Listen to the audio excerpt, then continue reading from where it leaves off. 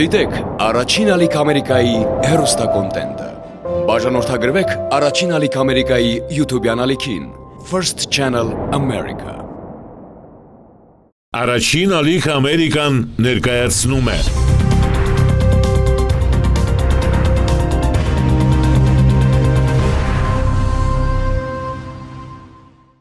Ողջույն, առաջին ալիք Ամերիկայի եթերում հայրենակիցն է։ Այսօրվա մեր թողարկումը նվիրված է մի մարդու, որի վերադարձը հայրենիք աննկատ չմնաց։ Նա իր հետ բերեց ոչ միայն իր ճամփրուկը, այլև հիշողության եւ երազանքի մի ամբողջ գունաբնակ։ Սփյուռքում ապրելը առաջին հերթին նշանակում է պայքար, թե սեփական ինքնության, թե այդ ինքնությունը ընդունելու եւ դրան արժանի լինելու համար։ Իսկ երբ վերադառնում ես այնտեղ, որտեղ ծնունդ է առել քո մայրենի լեզուն եւ ձևավորվել է քո ինքնությունը, ամեն ինչ կարծես իր տեղն է ընկնում։ Կյանքը սկսում է վերաիմաստավորվել եւ նոր ու գեղեցիկ գույներով լցվել։ Այսօր միասին բացահայտելու ենք Սփյուռքի գործերի գլխավոր հանձնակատար Զարեհ Սինանյանի հայրենադարձության պատմությունը։ Պարոն Սինանյան, բարև ձեզ, ինչպե՞ս եք։ Բարև ձեզ, լավ, դուք ինչպե՞ս եք։ Լավ, շնորհակալություն։ Մեր նկարահանումները իրականացնում ենք ձեր տանը։ Շատերը ձեզ տեսնում են միայն փողկապով եւ սմոքինգով եւ ձեզ ճանաչում են որպես Սփյուռքի գործերի գլխավոր հանձնակատար։ Մենք մեր հաղորդման շրջանակներում փորձելու ենք բացահայտել ձեզ նաեւ ընտանեկան միջավայրում ձեր տանը։ Իհարկե հիմքում պահելով հայրենադարձության թեման։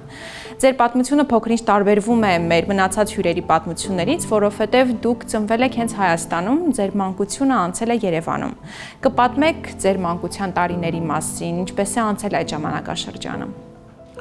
Այո, ես շատ լավ մանկություն եմ ունեցել, այսինքն առնվազն շատ լավ եմ հիշում մանկությունս, իհարկե սովետական դարաշրջաններ, բոլոր խնդիրներով, բայց մենք ապրում էինք Երևանում, սովորել եմ մի դպրոցում, որը լավ դպրոց էր համարվում այն ժամանակ, երաժշտական դպրոցում եմ սովորել, 10 տարեկանից սկսել եմ ամառային ճամբարներ հաճախել, շատ ընկերներ եմ ունեցել, մեր շրջապատ եմ ունեցել, ձեռք բերել մանավանդ հենց այդ երաժշտական դպրոցի եւ ամառային ճամբարի միջոցով եւ շատ կուզեի, որ իմ երեխաներն նման հիշողություններ ունենան իրենց մանկությունից։ Այնուհանդերձ ձեր ընտանիքը որոշում կայացրեց տեղափոխվել Միացյալ Նահանգներ։ Դուք կողմ եք այդ որոշմանը։ Այո, տեսեք, մեր ընտանիքը այսպես հայրենադարձի որպես ընտանիք, որտեղ հայրս Հայաստանում չէր ծնվել, Հայաստանի ծնունդ չէր, եւ քանի որ մեր ընտանիքի մի մասը նաեւ տեղափոխվել էր Միացյալ Նահանգներ, հայրս եւ մայրս ինձ եւ քրոջս հարցրեցին,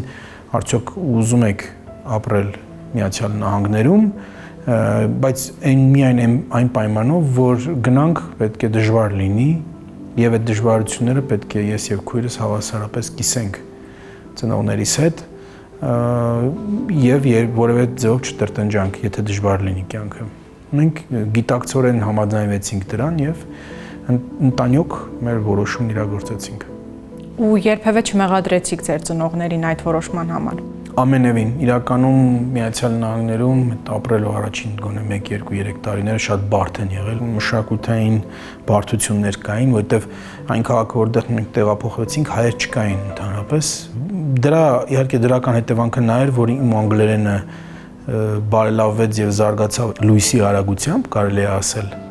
Եվ կարողացա շատ ավելի արագ ինտեգրվել դպրոցում, կարողացա շատ ավելի հստակ իմ համար ուղի բացել դեպի իմ ուզած համալսարանը, իմ ուզած կրթությունը, ընդ որում այդ ամբողջ ընթացքում մտածելով, որ ամեն բան պետք է անեմ, որպեսզի ծնողներս գոնե իմ հետ կապված որևէ խնդիր չունենան իրենց կյանքում։ Ընդունվեցիք ձեր երազած համալսարանը եւ ձեռք բերեցիք քաղաքագիտության եւ իրավաբանության մասնագիտությունները։ Ձեռք բերեցի քաղաքագիտության եւ պատմության բակալավրոսի երկու դիպլոմներ, որից հետո իմ հաջորդ յուրիս դոկտորատի կրթությունը ստացա իրավաբանական համալսարանում։ Ինչու ընտրեցիք այդ մասնագիտությունները։ Շատ պարզ պատճառով, ասեմ նախ պատմությունը, քաղաքագիտությունը ինձ համար այսպես տարերքային բնագավառներ էին, դա իմ էության ամենահամապատասխան բաներն էին, դա ինձ համար հաճույք էր, ոչ թե կրթություններ ու շատ բաներ սովորեցի այդ երկու բնագավառներն ուսումնասիրելով, բայց իրավաբանությունը շատ պրակտիկ մասնագիտություն էր, նախ որովհետև լավ իրավաբանական համալսարանը լավ թվանշաններով ավարտելը համարյա երաշխավորում էր բարեկեցիկ կյանք, լավ աշխատանք եւ երկրորդն էլ մի բան որ ավելի ուշ հասկացա, որ իրավաբանական կրթությունը, գոնե ամերիկյան իրավաբանական կրթությունը քեզ իրականում պատրաստում է ամեն ինչի։ Մի յուրահատկություն, որ կա իրավաբանական կրթություն, դա անընդհատ եւ անվերջ քրիտիկական մտածելակերպն է։ Կարծես թե ձեր կյանքում հենց այդպես էլ եղավ, ձեր մասնագիտությունը ձեզ համար բարձր պաշտոնների դռներ բացեց, եւ ինչպես ստացվեց, որ Հայաստանում ծնված եւ տարիներ առաջ Միացյալ Նահանգներ տեղափոխված երիտասարդը մի օր դարձավ Գլենդլի քաղաքապետ։ Իհարկե դա շատ երկար process էր եւ որ ասեմ տենց գիտակցված էր, ոչ, պարզապես ես իմ էությամբ շատ ակտիվիստ էի, ակտիվիստ, ոչ չեմ ասում ակտիվ էի, ես ամեն ինչի մեջ տեսնում էի իմ դերը, այսինքն եթե մի բան էր տեղ ունենում, ես ուզում էի մասնակցել դրան եւ ինչ-որ դրական ազդեցություն ունենալ այդ process-ի վրա։ Առաջին անգամ 2001 թվականին ներգրավեցի տեղական շատ այսպես խնդրահարույց եւ աղմկոտ կոնգրեսական ընտրություններին։ Դրանից հետո ծանոթացա նաև այդ քաղաքական ասպարեզի որոշ դերակատարների հետ։ Դրանից հետո ինձ սկսեցին միշտ հրավիրել, խնդրել, որպեսզի ես գամ օրինակ նախընտրական պայքարներին իրավաբանական ծառայություններ մատուցեմ, ընդ որում դա անում էի որպես թիմի անդամ, այսպես ասենք, ու տենց մի ընտրություն, երկրորդ ընտրություն, երրորդ ընտրություն, չորրորդ ընտրություն, արդեն ես էլ ճանաչելի դարձա այդ շրջապատում, որից հետո առաջին այսպես լուրջ քայլը եղավ, երբ իմ աջակցած տեխնացուներից մեկը, որը հաղթեց եւ դարձավ Գլենդլի քաղաքապետ Ռաֆի Մանուկյանը, ինձ առաջարկեց քաղաքի հանձնաժողովներից մեկի անդամակցություն։ Ասաց ուզում եմ ինչու չես խնդրում, որ քեզ նշանակեմ։ Ես էլ ասացի լավ, խնդրում եմ։ Ասաց եղավ նշանակում եմ եւ նշանակեց ինձ այգիների եւ բաց տարածքների հանձնաժողովի անդամ։ Դրանից 2 տարի հետո մեկ այլ քաղաքապետ ինձ առաջարկեց մեկ այլ շատ ավելի այսպես ծանրակշիռ հանձնաժողովի անդամակցություն, դա ֆեդերալ գրանտերի բաշխման հանձնաժողովներ։ Այդ process-ում մոտ 6 տարի տարբեր հանձնաժողովներում աշխատելով ավելի լավ ծանոթացա քաղաքի կառուցվածքին, քաղաքի մեխանիզմին, քաղաքի կառավարող անհատներին։ Պատրաստում էինք մի տեխնացուի 2012 թվականի ընտրություններին։ Այդ տեխնացուն ես չէի, ընդ որում։ Բայց երբ որ եկավ 2012 թվականը, մեր տեխնացուն վերջի վայրկյանին հանկարծակի ասաց, որ ինքը չի կարող լինել տեխնացու, չի մասնակցելու։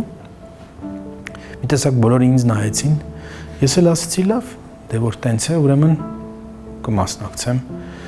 Ընտրվեցի քաղաքային խորհրդի անդամ, հետո 1 տարի հետո քաղաքապետ։ Կպատմեք ձեր քաղաքապետ լինելու տարիներին համայնքային ինչ կառույցներում ինչ գործառույթներ եք իրականացրել։ Դե տեսեք, քաղաքային խորհուրդ ընտրվելուց եւ քաղաքապետ դառնալուց հետո արդեն համայնքային ոչ մի կառույցում ոչ մի գործառույթ չէի իրականացնում։ Ես հասել էի այնպիսի մի կարգավիճակի, որտեղ ես ներսից կարող էի ազդել գործընթացների վրա, ոչ թե դրսից ճնշում բանեցնեի, այլ շտկեի այն անարդարությունները, որոնք քաղաքում կային։ Օրինակ իմ օրակարգի մեջ բաց առաջին օրվանից հայտարարել էի, որ քաղաքապետարանում կա ֆունդամենտալ անարդարություն հայերի նկատմամբ, որը ես մեկնաբանում եմ որպես խտրականություն։ Ինչպես էր դա արտահայտվում։ Քաղաքի բնակչության 40%-ը հայեր, բայց աշխատուժի քաղաքապետարանի եւ սրանք լավ էսպես ապահով պետական աշխատատեղեր են։ 11%-ն էին հայ։ Ոստիկանների չեմ հիշում, 9%-ն էր հայ։ Հրշեջների 2%-ն էր հայ, այսինքն խայտարակ թվեր էին, խայտարակ։ Արդյունքում հպարտորեն կարող եմ ասել, որ իմ արդեն երկրորդ քաղաքապետ դառնալու ժամանակ քաղաքի գործավարը հայ էր, քաղաքի գործավարի տեղակալը հայ էր։ Մի քանի վարչության պետեր հայ էին, ոստիկանությունում հայ ոստիկանների թիվը կտրուկ աճ էր գրանցել, հրշեջների թիվը կտրուկ աճ էր գրանցել եւ քաղաքապետարանի աշխատակիցների թիվը աճ էր գրանցել։ Հիմա սա ես քաղաքի անձնակազմի մասով եմ ասում։ Բացի դրանից նաեւ բոլոր այն ծառայությունները, որոնք մատուցվում էին մեր բնակիչներին, իհարկե աչքս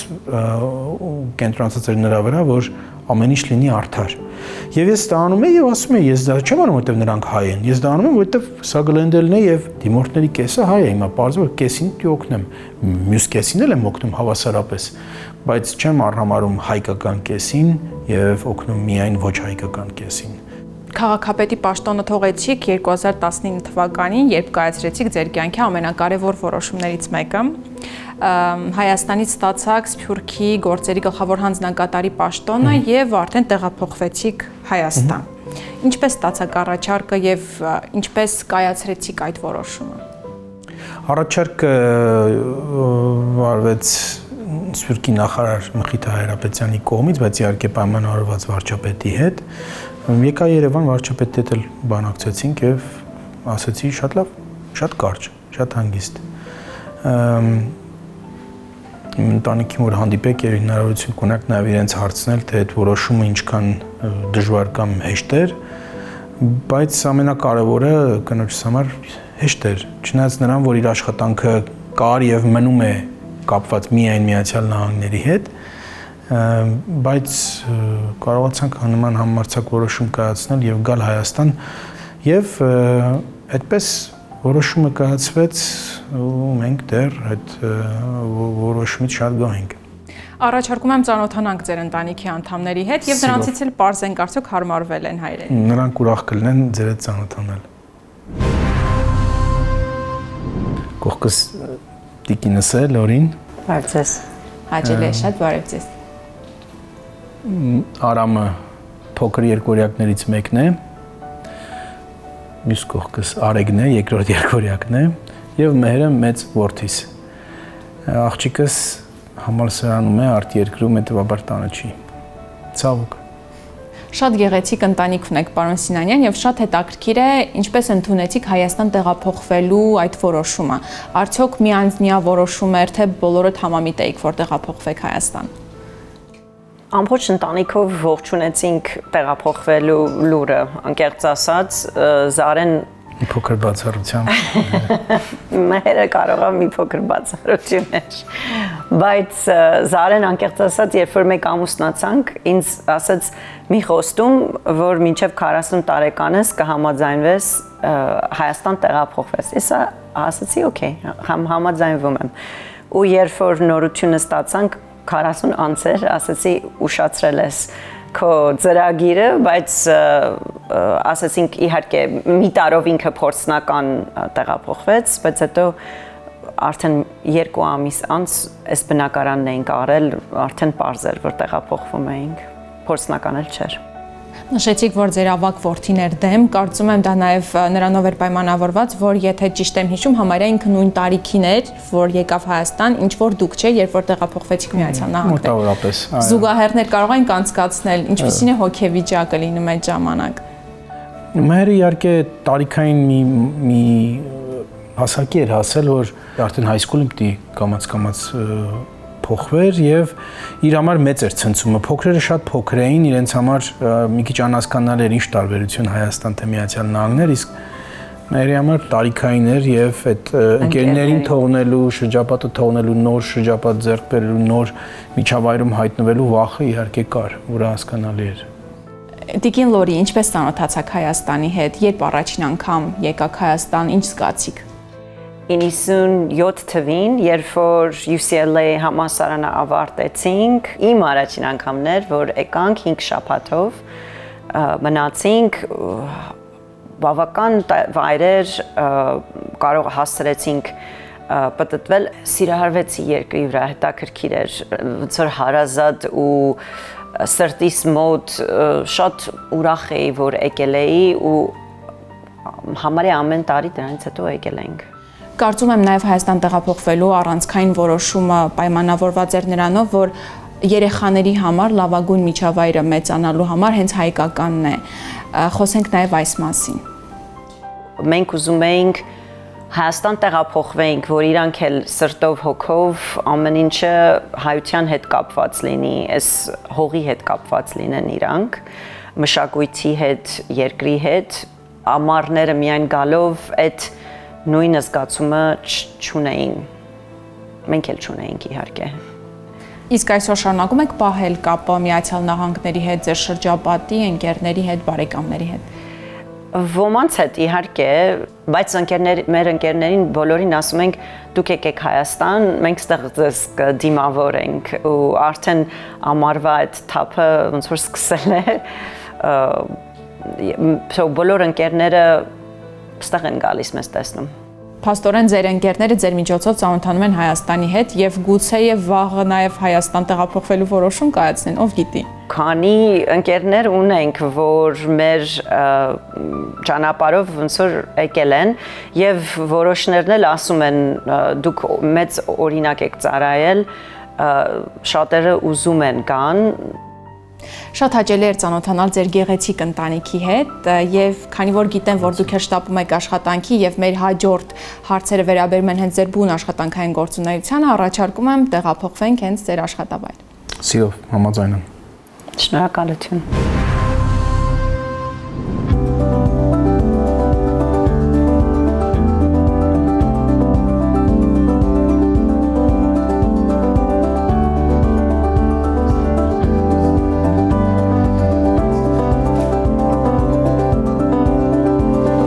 Կեսենյակը, գիտեք, բայց ես սա ժառանգություն եմ ստացել Սփյուռքի նախարարությունից եւ Սփյուռքի նախարարից։ Այսպես ասած, մենք իհարկե ունենք այլ մեծ աշխատանքային ընդունարաններ, բայց հաճախ հյուրերին այստեղ ենք ընդունում, որովհետեւ այստեղ ավելի ջերմ է, ավելի այսպես անմիջական է եւ այնպես ենք զարթել, որպեսզի սպիտակ պատերը շատ ճնշող չլինեն եւ մոնոտոն նաեւ չլինեն։ Իմ կյանքի հետ կապված ինչ որ տարբեր բաներ են, նաև մեր հայաստանյան աշխատանքի հետ կապված։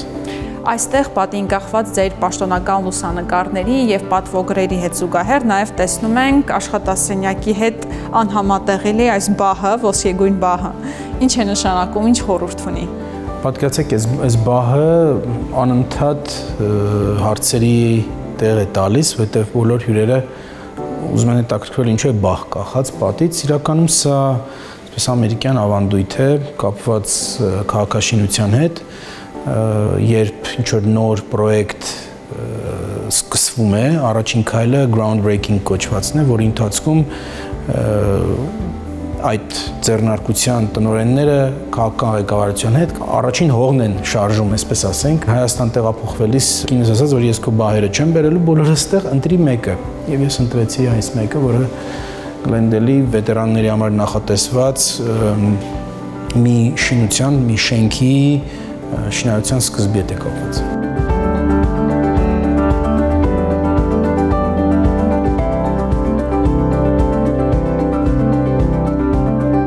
Պարոն Սինանյան, խոսենք ձեր բուն աշխատանքային գործառույթների եւ Սփյուռքի հետ տարվող աշխատանքների մասին։ Հայաստան-Սփյուռք հարաբերություններն այսօր ինչ հարթության վրա են եւ առհասարակ արդյոք ամուր հիմքերի վրա են։ Տեսեք, այդ հարցի պատասխանը միանշանակ չի, որովհետեւ հարաբերությունները շարունակական process են, այսինքն հարաբերությունները պետք է ստեղծվեն։ Գոնե մենք, ով որ լծված է այս աշխատանքին, տարբեր բնակավարներում, Հայաստանում ապրող ամեն շնչող մարդ, որը պարտաճանաչ ձևով աշխատում է, հավելյալ արժեք է ստեղծում, ինչ որ ձևով նպաստում է նրան, որպեսզի մենք ստեղծենք մեր ցանկալի եւ երազալի իրականությունը հայության համար։ Հետևաբար մենք քաջալերում ենք ներգրավվածություն, այսինքն մարդկային ռեսուրսի ներգրավվածություն Հայաստանի հետ, օրինակ մենք ունենք համեստ ծրագիր, բայց այնուամենայնիվ քայլ առաջ այդ ուղղությամբ մեր իգործ ծրագիրն է, ըստ որի մենք ամեն տարի Սփյուռքից 50 մասնագետների հրավիրում ենք եւ տեղադրում ենք 1 տարի պետական կառավարման համակարգում աշխատելու։ Մեր ծրագրերը բոլորը բացառությամբ մի ծրագրից, որը նախկին Արիտուն կամ Քայլ դեպի տուն ծրագիրն է, նոր են։ Ընդ որում նույնիսկ Քայլ դեպի տուն ծրագիրը նոր ֆորմատով է անցկացվում, այսինքն այն հյուրընկալ ընտանիքների մեջ երեխաների տեղադրելու ֆորմատը չի, այլ ճամբարային ֆորմատն է։ Ուզում ասել, ամեն ինչ կամ նորացված է, կամ նոր է։ Վստահ եմ, որ նաև դուք գիտեք, որ վերջին շրջանում Սփյուռքի հանձնակատարի գրասենյակը ամենակննադատվածներից մեկն է եւ շատ հաճախ մարդիկ գրասենյակը մեղադրում են հենց ոչ այնքան արդյունավետ աշխատանքներ իրականացնելու մեջ եւ նույնիսկ ժամանակ առ ժամանակ կոչեր են հնչում գրասենյակը փակելու։ Ինչու է սա այդպես, ինչով է ըստ ձեզ պայմանավորված դա։ Տեսեք, քննադատությունը իհարկե շատ լավ բան է եւ կարող է շատ կառուցողական դեր խաղալ ցանկացած մանավանդ պետական գերատեսչության աշխատանքի մեջ, բայց ընդհանրապես ցանկացած անհատի կյանքում։ Ճիշտ ասած, ես չգիտեի, որ մենք ամենակննադատվածն ենք, առաջին անգամ լսում եւ այդ փակելու կոչերն էլ չէի լսել երբևէ։ Հաճախ քննադատությունը գալիս է կապված նրա հետ, որ մենք այլ կերպ եթե ասեմ, չենք աշխատում, նենց ոնց որ աշխատում էին անցյալում։ Անցյալում կար աշխատանքի մի շատ հստակ մոդել։ Աշխատում ես միայն հին սփյուռքի հետ, աշխատում ես միայն հին կառույցների հետ, այսինքն մի քանի կառույցներ կային, մատերի վրա կարելի էր հաշվել, որոնք ստատուս կվոն էին եւ իրենց հետ պետք էր աշխատել, նրանք համարվում էին սփյուռքը, մնացած սփյուռքի 95%-ը, որը չի առնչվում որևէ կառույցի հետ, որևէ կազմակերպության հետ, լրիվ խաղից դուրս վիճակում էին։ Մեր գերնպատակն է ինչ որ ձևով ներգրավել այդ 95%-ին եւս։ Ոչ թե 5%-ի հաշվին, 5% իրենց դերը կարող են խաղալ, բայց այն 95%-ին, որոնք չեն առնչվում որևէ կառույցի հետ, հասկանու եք, այդ մարդկանց թողնել ուշադրությունից դուրս եւ նրանց հետ չաշխատել եղել է մեծ եւ մեծ սխալ։ Հիմա կուզեմ խոսել օբյեկտիվ քննադատության մասին, ներքին քննադատության, որտեղ նաև մարդ պետք է ինքը իր նկատմամբ քննադատ լինի։ Օրինակ իմ համար մեկ քննադատները իմ համար մեկ ջատագովներն են, իմ ընտանիքը։ Ես մի քննադատություն կարող եմ անել, դա նաև որ մենք բավական ներդրում Սփյուռքում չենք անում։ Եվ սա լրջագույն խնդիր է, եթե մենք ուզում ենք երկարաժամկետ խորը համագործակցություն ունենալ Սփյուռքի հետ, Սփյուռքը պետք է հստակորեն կարողանա տեսնել եւ հասկանալ ինքը ինչ է ստանում Հայաստանից։ Եվ միայն այդ դեպքում մենք կունենանք այն փոխ շահավետ հարաբերությունները, որոնք երկար կյանքի կամ երկար շարունակականության երաշխիքն են։ Պարոն Սինանյան, միջև հարցազրույցը մեզ մոտ տպավորություն էր, որ վերջին տարիներին հատկապես պասիվացել են ներդրումների քանակը, հատկապես ֆինանսների տեսակետից, բայց ինչպես հասկացանք, ներդրումների ֆորմատն է ուղղակի փոխվել եւ ոլորտները։ Ինչ խոսք, որ ճիշտ հակառակն է, անցյալում եթե օգնությունը գալիս էր օգնության տեսքով եւ այն շոշափելի էր մարդկանց ամենօրյա կյանքում, ապա այսօր այդ օգնությունը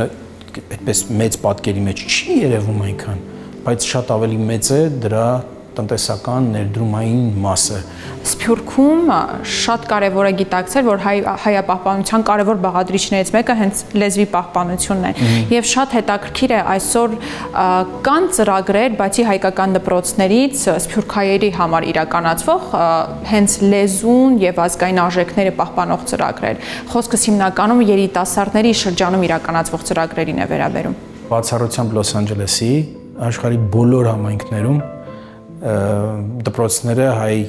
աշակերտների խնդիր ունեն։ Հիմա կասեք, բայց Լոս Անջելեսում ինչ կան դա, այնտեղ ուրեմն ամենը որևէ կապ չունի հայության հետ։ Ինչ է տեղ ունեցել այդ ծառայահեղ Ձախակողմյան գաղափարախոսության հետևանքով հայ ծնողների մի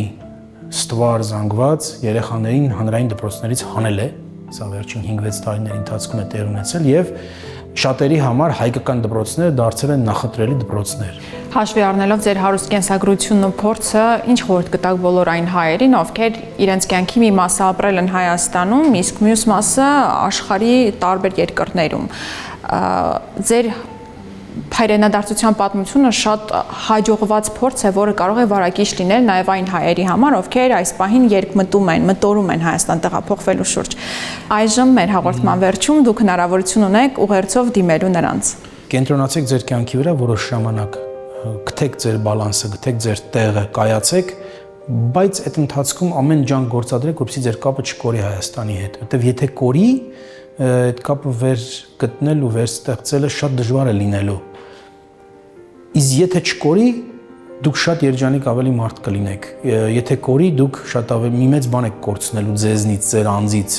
ձեր պատմությունից։ Ինձ համար միշտ ակտուալ հարց է եղել. ինչու իմ պապը այն հազվադեպ հայրից էր, որը ողջ մնաց։ Հասավ Տերզոր, տեսավ արհավիրքները, ի տարբերություն ասենք իր սեփական քույրիկի, ինքը ողջ մնաց։ Ինչու ինքը եւ ոչ ուրիշները։ Ու դրա մեջ ես փորձել եմ միշտ իմաստ գտնել։ Ասել եմ միգուցե ուրեմն Աստված չէր ուզում, որ ինքը չլինի։ Եթե ու չէր ուզում չլինի, ուրեմն ուզում էր որ հայ լինի, որտեղ կարող էին իրենք հայ չլինել եւ այդ ամեն ինչին չէին ենթարկվի։ Սպանդ չէր լինի, ցեղասպանություն չէր լինի։ Ուրեմն դա ինչ որ իմաստ պիտի ունենա։ Եթե իմաստ պիտի ունենա, ուրեմն ես պիտի այդ իմաստը բերեմ ջրի երես, ես պիտի դա իրագործեմ։ Ու դա ինձ միշտ ուղղորդել է, ես շատ կուզեի, որ մեր հայրենակիցները, որոնք Հայաստանում են մանավանդ ծնվել, ինչ որ իմաստ գտնեն դրա մեջ։ Չէ՞ մի հատուկ մի բան կա, մի քաղցր բան կա դրա մեջ։ եւ իրենք ես համոզված եմ երջանիկ կզգան եւ իրենց երեխաներն էլ երջանիկ կզգան, եթե իրենց կապը պահպանեն, այդ կապից է սկսվում ամեն ինչ։ Կապը կթելադրի ապագա զարգացումները։ Իսկ առանց կապի ոչինչ չի լինելու։ Շնորհակալություն պարոն Սինանյան, շատ հետաքրքիր զրույցի համար։ Շնորհակալություն ձեզ։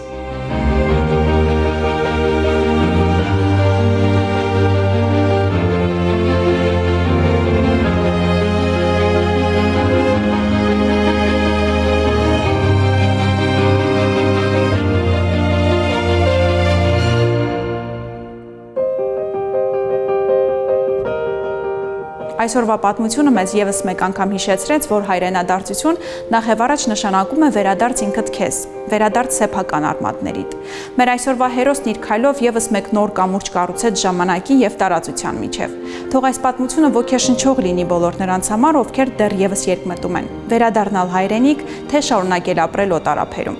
Հայրենակցի այսօրվա թողարկման համար այսքանը։ Կհանդիպենք։